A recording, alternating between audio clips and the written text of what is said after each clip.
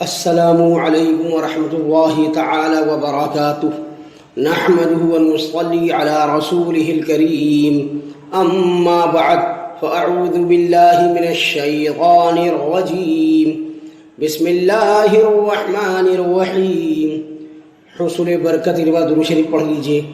اللہم صلی علی سیدنا و مولانا محمد معدن الجود والکرم وآلہ وبارک وسلم۔ دوستوں، میں جیش محمد مصباحی آج آپ کی خدمت میں ایک اور ویڈیو لے کر کے حاضر ہوں، جس کو میں نے حلوہ کے نام سے موسوم کیا ہے۔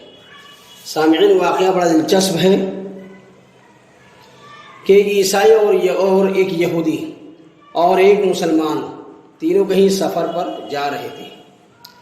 چونکہ رمضان شریف کا مہینہ تھا، اس لیے مسلمان نے روزہ رکھا ہوا تھا۔ چلتے چلتے سورج غروب ہونے کے قریب آیا تو رات گزارنے کے لیے یہ تینوں ایک گاؤں میں پہنچے اور ایک مسجد میں چلے گئے۔ مسجد کے ایک پڑوسی نے تینوں کو مسلمان اور روزہ دار سمجھ کر بہت سا حلوہ پکایا اور ایک برتن میں ڈال کر لے آیا اور کہا، لو بھائیوں، روزہ افطار کرو۔ حلوہ دیکھ کر عیسائی اور یہودی نے آپس میں مشورہ کیا کہ ہمارا یہ ساتھی روزے سے ہے، اگر حلوہ اس وقت کھایا تو یہ بہت سا حلوہ کھا جائے گا۔ کوئی ایسی ترکیب سوچو کہ حلوہ اس وقت تو محفوظ رکھ دیں اور صبح اٹھ کر کھا لیں۔ اس مسلمان ساتھی کا صبح روزہ ہوگا اور ہم دونوں مزے سے سارا حلوہ کھا لیں گے۔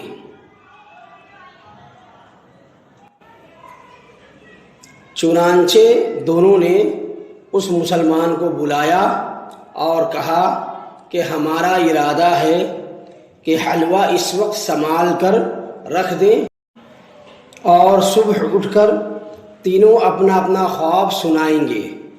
رات کو جس نے سب سے اچھا خواب دیکھا ہوگا، سارے حلوے کا وہی مالک ہوگا۔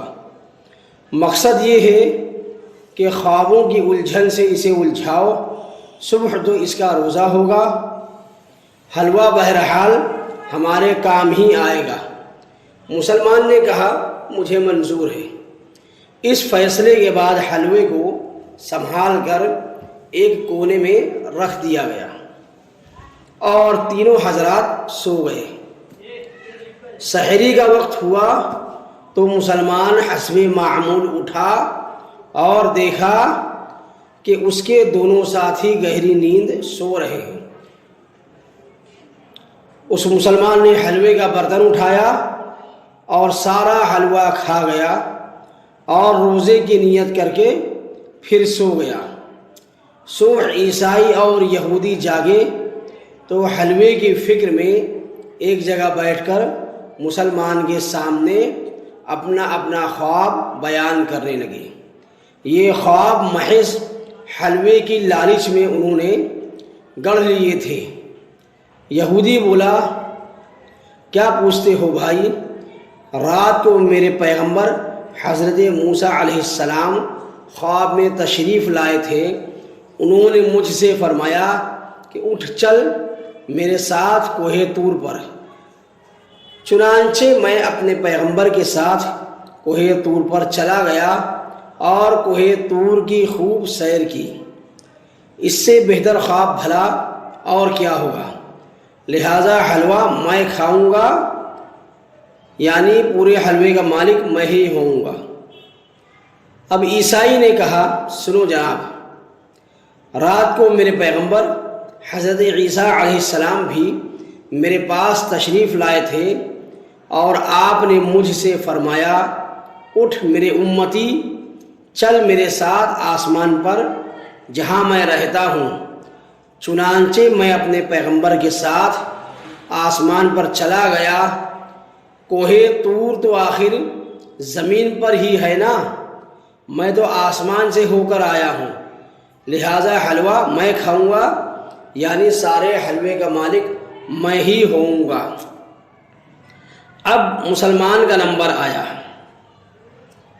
تو مسلمان نے کہا بھائی سحری کا وقت ہوا تو میرے پیغمبر حضور محمد صلی اللہ تعالی علیہ وسلم بھی میرے پاس تشریف لائے تھے، اور آپ نے تشریف لاتے ہی مجھ سے فرمایا کہ اٹھ اے میرے امتی، صبح کو تو نے روزہ رکھنا ہے، اٹھ کر سحری کھا، حلوہ موجود ہے یہی کھا لے۔ چنانچہ میں اٹھا اور حکم پیغمبری کی تعمیل میں مجھے حلوہ کھانا پڑا، اور میں نے وہ سارا حلوہ کھا لیا۔ عیسائی اور یہودی یہ خواب سن کر حیران رہ گئے اور بولے کیا سچ مچ تم حلوہ کھا گئے ہو؟ اس نے کہا تو اور کیا کرتا، پیغمبر کا حکم نہ مان کر کافر ہوتا؟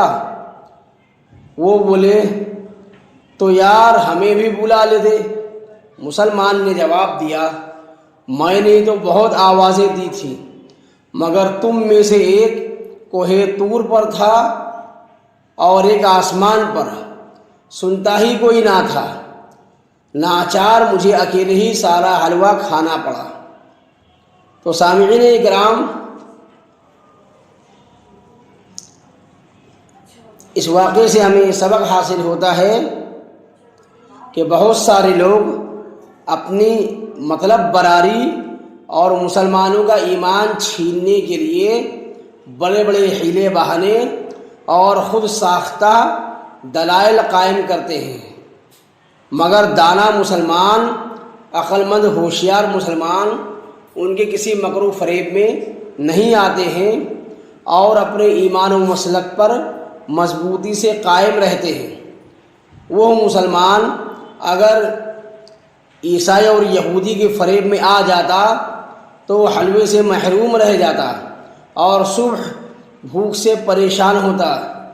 یوں ہی جو مسلمان کسی بہکانے والے کے داؤ میں آ گیا، سمجھو کہ وہ ایمان سے محروم ہو گیا اور قیامت کے روز وہ پریشان حال ہوگا۔